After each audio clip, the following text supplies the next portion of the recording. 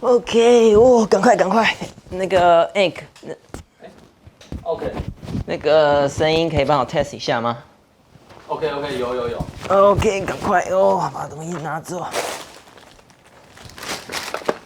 这是桶。OK， 好。喝一口水。等一下。算了，我还是用另外一个方法来做今天的分享好了。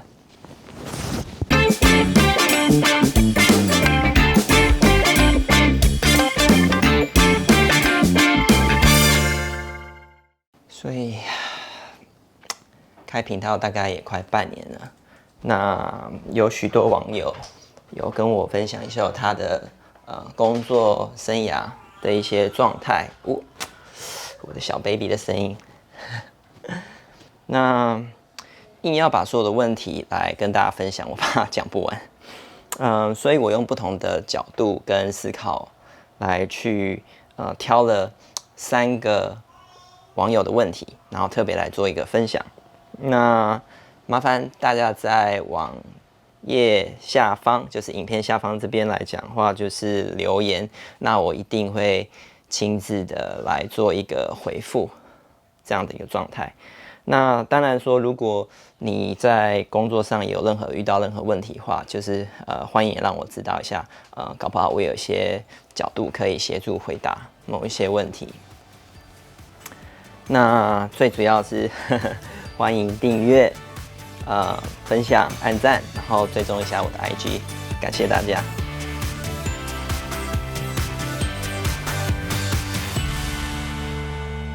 OK， 所以跟大家来一个简单的报告，就是说，目前也感谢这个频道有很多的支持者，然后也有一些学校啊教授有看到这个频道，然后也有受邀到我去做个演讲。那目前有在民权大学以及辅仁大学各做一次分享。那觉得这是蛮有意义的一件事情，因为跟很多学生做互动，也了解说他们现在在学校对于衔接外面商业的一些世界有什么样的思考或烦恼等等的。那我觉得这是蛮好的一件事情，可以去了解以及做一些分享，我认为可以对他们有所帮助的一些分享吧。那也因为这样子，我有变得比较多的工作机会。那这些工作机会来讲，例如说，有些人来跟我提案，例如说电动车、电动桩、人工智慧，然后云端的 SaaS model 的生意经，艺术家代理，国内国外的，就是还蛮多元的。那目前最近是蛮有趣的，是刚刚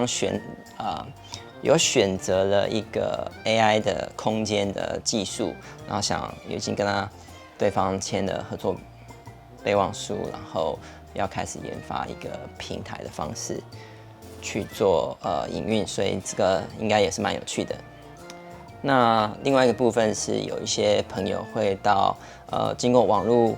简单的询问之后，他们想要更进一步，那可能我们就会约个时间，他到我这个边来，那我就会用一个白板的方式去协助他们把他们的一个生活以及工作上区分开来，然后再区分开来之后，再把他的商业架构再稍微拟定，重新定论一番，然后找出里面的一些缺点，然后以及可以补的地方。那我觉得这是蛮好的。那另外还有在做这个诊断的部分来讲的话，我也借由反省我现在公司的一些商业结构不足的地方，我觉得这也是非常好的一种互相学习交流的方式。那目前 IG 上呢有很多的粉丝，然后朋友、网友跟我很多的交流，有问问题。那目前我现在是听到他们的一些想法是希望我的频道再讲多一点核心有关创业这个部分，而不是接案这个部分。所以未来可能会调整一下频道会分享的一些内容跟方式。那以下是挑出来的3个问题，然后我来做一下回答。OK 跟大家讲一下，说我现在状况是，因为去年11月刚好有2个宝宝，那一男一女，他们现在6个月大了。但也因为疫情的关系，我变得很小心，基本都不出门，所以我大概已经快5个月都没有出门了。走，让大家来看一下可爱的宝宝。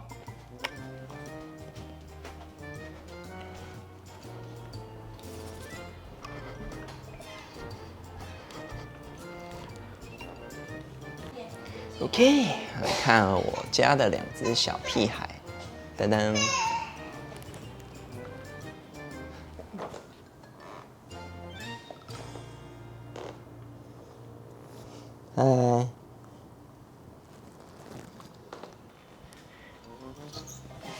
OK， 我们来看一下3个问题中的第1个问题吧。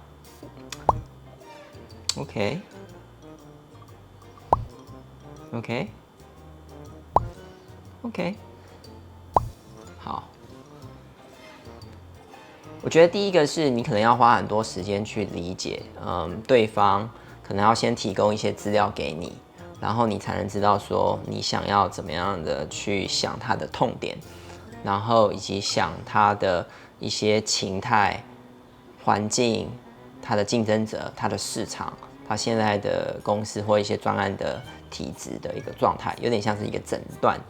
那诊断呢，必须要先有大量的研究，然后去理解那一个状况。那这个会花了很多的时间。那如果没有把这些资料先提供给你，然后你可能就是1个小时。事实上，他在跟你聊天的时候，或跟你讲解，或你看他给你那个资料，现想可能1个小时，可能就占用了40分钟左右。所以事实上，你可能不会有太专业的输出给他，把你的专业度这件事情传出去给他，可能会稍微降低了一点，会有点可惜。所以我认为，在这1个小时，假设你想要叫价500块钱的话呢，我觉得在于理解以及能够用你的专业度去好好的判断他的痛点，然后去有一个解法出来，是一个很重要的事情。然后再来就是说，你的专业度提供给他的时候呢，其实他也会有一些来回的讨论，去说这个解套到底是什么，你要怎么落实这件事情，然后你要怎么执行这件事情，然后这个过程是落实执行，然后再调整，然后再来1轮，又有第2轮、第3轮，直到这件事情是确定执行的很棒，然后这整个价值是有被实现出来的。那我觉得重要的是，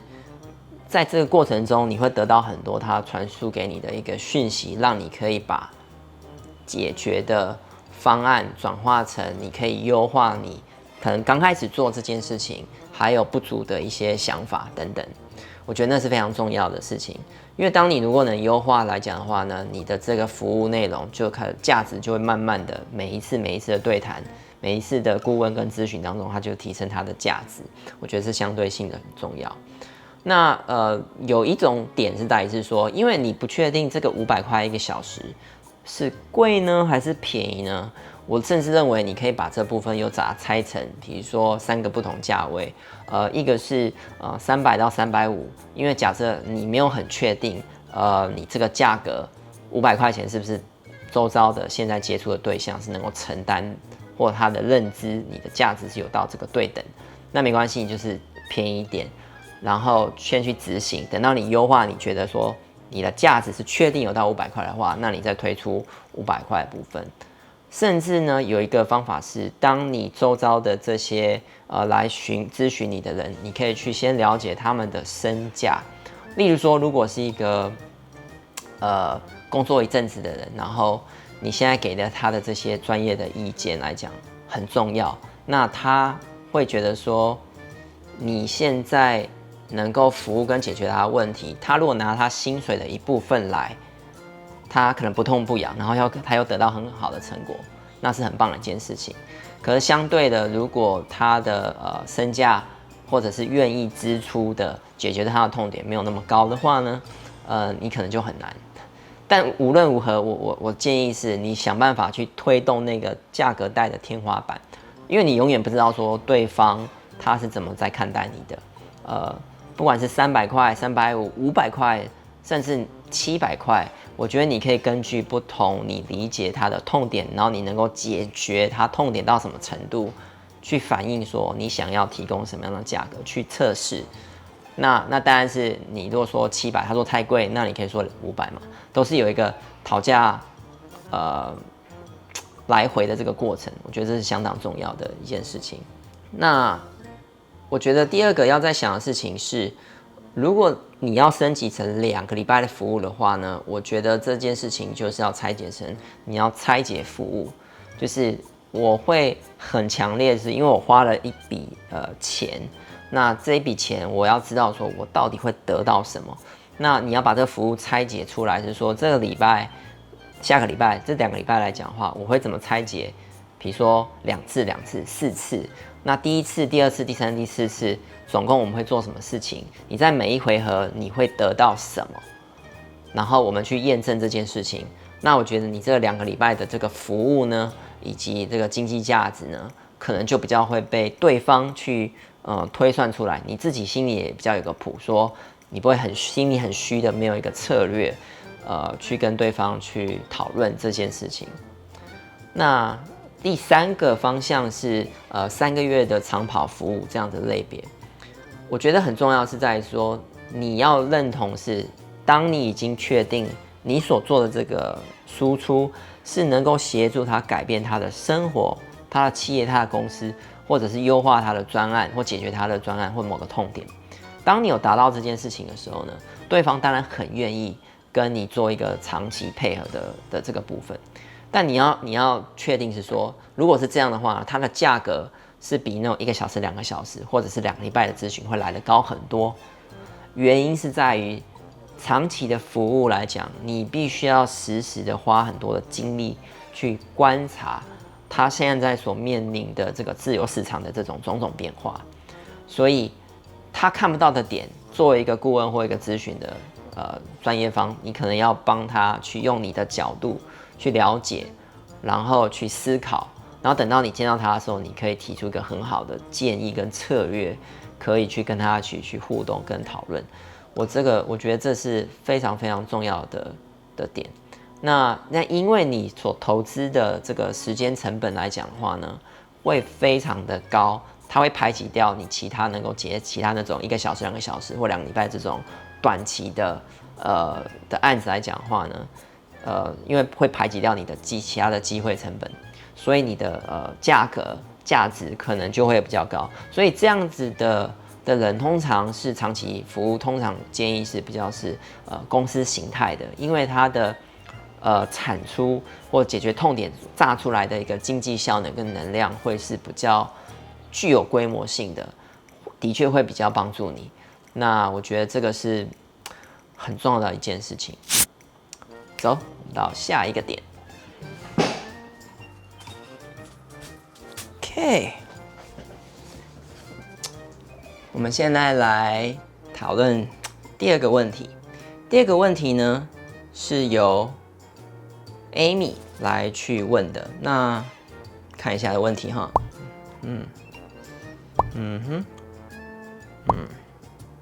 好，了解了。那针对 Amy 的问题，我觉得有几个点。我觉得，第一个想法是要先判断他是给哪样等级的人。例如说，以大陆而言来讲的话，所有的爸妈就是父母都希望望子成龙、成凤。那在这个状况下来讲的话呢，他们对于你如果能提供一套方式课程，然后能够刺激他们小孩子，就是跟他们在同样的课里面的其他同学能够有更强一步的一个竞争力来讲，我相信这种高效学习的课程应该是非常受欢迎，因为它打中某一种痛点。那当然，这年龄层会变得非常低，那我不确定是说是不是适合。那另外来讲的话，我要判断是它的等级是学生等级嘛？那因为学生等级来讲的话，如果他能够很快速的 K 完一本书，然后抓出里面的重点，那可能对于他们考试或进化到他们之后未来的能够进去的公司啊等等，我觉得相对的非常重要。那因为也达到另外一个痛点了，所以这个高效课程转换以解决一个痛点，就有它的经济价值所在。那至于就是已经还在工作的这些新鲜来讲的话呢，他可能刚入社会，那他急需的想要进入那个状况，所以他可能没有太多时间去学习一个高效的东西，因为他有太多的东西是不熟悉，他需要赶快进入，再加上他的薪水可能也还没有升等起来，所以他没有足够的一些额外的预算能够去付课程让他去进修。但是通常进入社会1-2年之后呢，通常已经开始知道说哪边我哪里做不好，哪边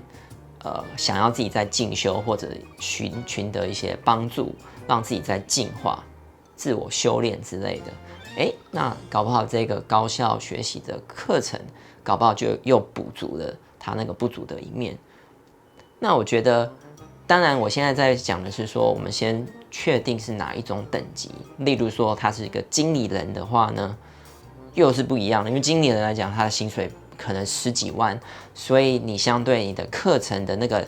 内容的讯息的扎实度跟严谨度，当然也是不同规格的。所以我觉得针对这个问题，因为在不知道太多资讯之下，我觉得要先判断是他是给什么层级跟等级的人。那下一个问题是，确定你这一套的课程里面的内容跟结构是能够解决哪一种痛点是最为有效的。那我觉得痛点等于是你要切给哪样等级的人，我觉得这个是相对的，可以去思考一下。那因为解决痛点了，你会思考知道是说你要教学的这一套课程，它你弄的那个内容的扎实度跟流程以及架构大纲细节等等是非常重要的。那最后我觉得任何课程它其实都需要很多大量的测试。那这个测试是需要，例如说你先去教了一些人，然后呢他有一些成绩出来了，教跟成绩是2个挂钩在一起的，然后这些人又愿意站出来为你的课程背书，那它会形成一个很强大的这个推动的力量。我觉得这也是非常重要的一件事情。那至于下一个问题是，我认为线上线下之分来讲的话，如果你自己讲说你比较喜欢1对1的或1对多的方式，那我会建议是你可以先用线下的方式，然后教了一群人，然后建立一个关系，然后一些成绩，然后他们也都愿意帮你背书跟推动。你只要利用他们的成绩跟一些状态去写一些小故事，然后在网络上杠杆，然后放大，我觉得它对你推动你网络的这个课程，线上课程会是比较有利的，因为你会有第一批的这个网络的拥有者，他是从线下转换成线上的，那而不是你现在直接推出线上，可是假设你当作是你的名气还不足够支撑转换的话，那会有点可惜。因为你的这个信任资产可能在线下可能会比较有，因为1对1你可以很亲密的把你的身体啊、语言啊、手势啊、声音啊、情感啊、姿势啊都打包传输给这个1对1或者1对几个人。可是线上的话就是比较冷冰冰的，它可能就是没有办法太多的对应，它会失去到一些比较紧密度的亲和力的这个部分。那所以我认为是你可能先推出一个线下，然后线下到线上的时候是一个初阶的版本，然后再慢慢的去修正跟转换它，然后形成一个你有一种所谓叫信任资产这样的一个转换，我觉得会是一个比较好的方式。OK， 我们来到下一个问题。OK。宝宝都在下面玩，那我们来上楼去讲解第3题，最后一题。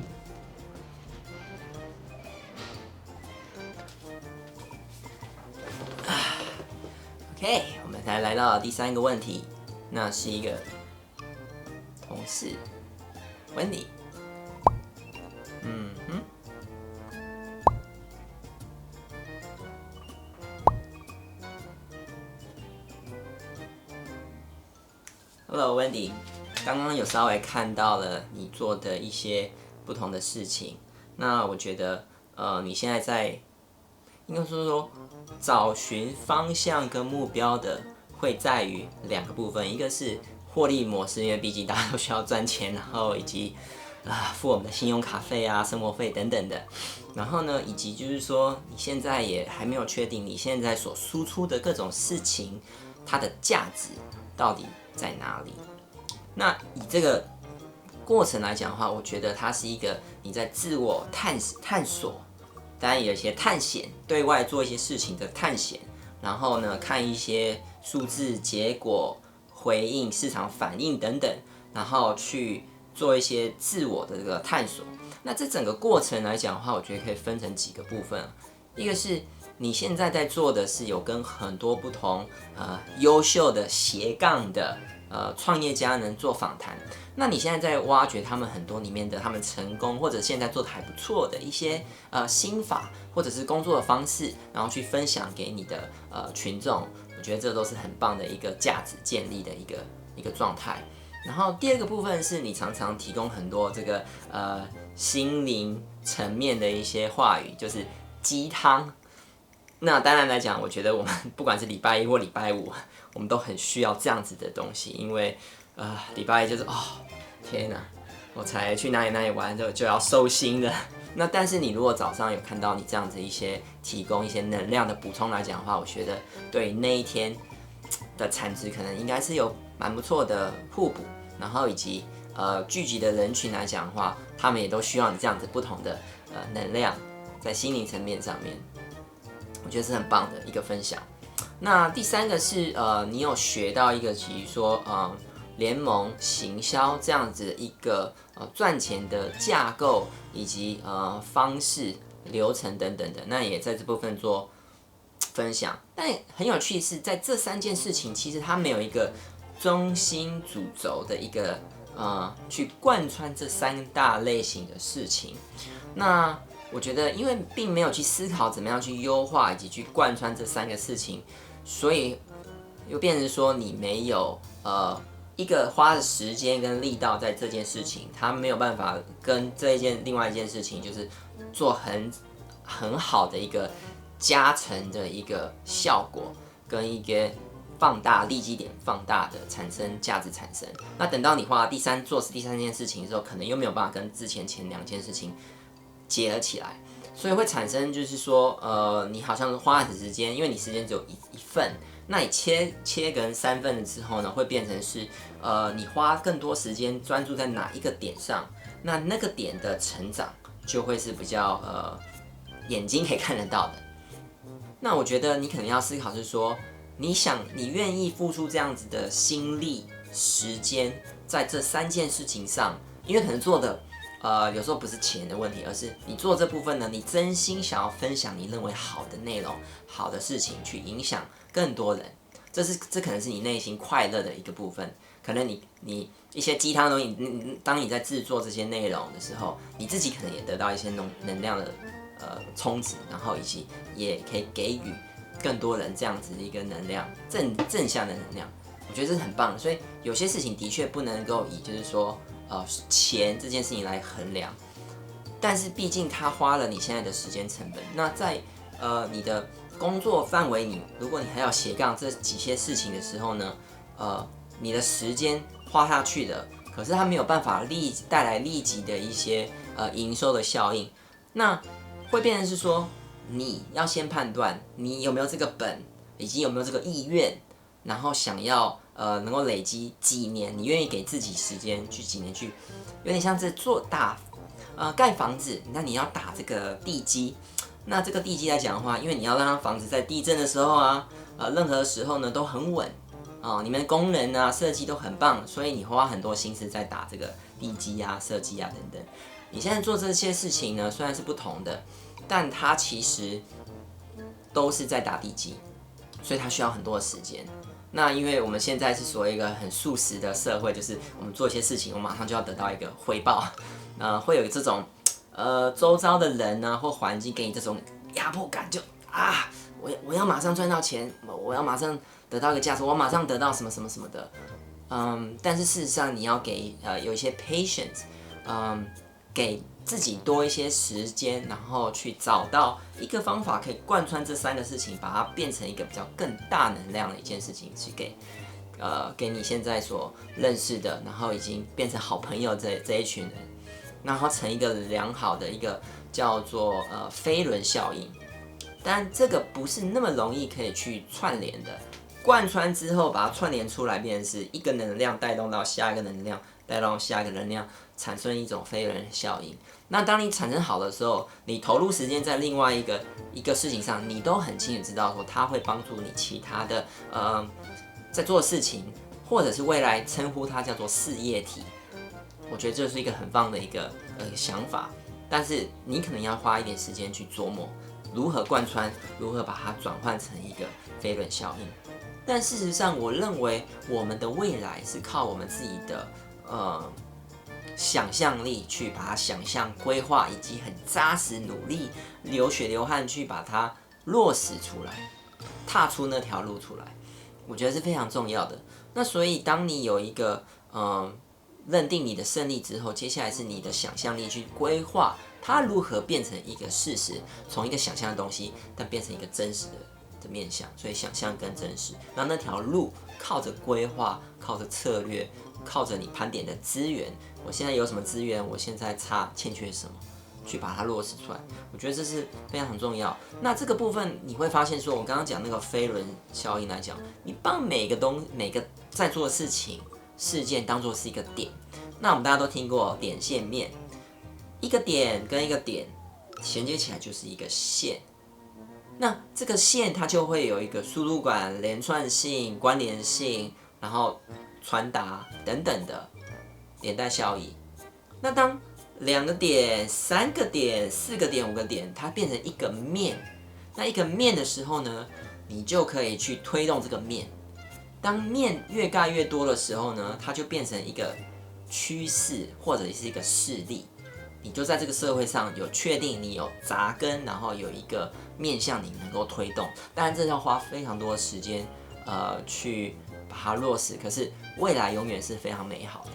当你知道说你现在做的事情都是只是在点，还没有到线，也还没有到那个面，可是你已经可以想象出来说，哇，我等到那个面，那个飞轮已经是举动之后呢，我可能就不一定需要真正在一个公司工作了，我可能是为自己未来而做事。我觉得这是一个很棒的方法跟想法。最后回到是你的问题是在于获利这个部分来讲的话，你可能也要先有一个初步的判定，说你的短期、中期跟长期，你事先想要获利多少？因为获利是让你有动力嘛，那或者是获得什么会让你有动力嘛？那你要花多少的人力成本跟时间成本上？你只要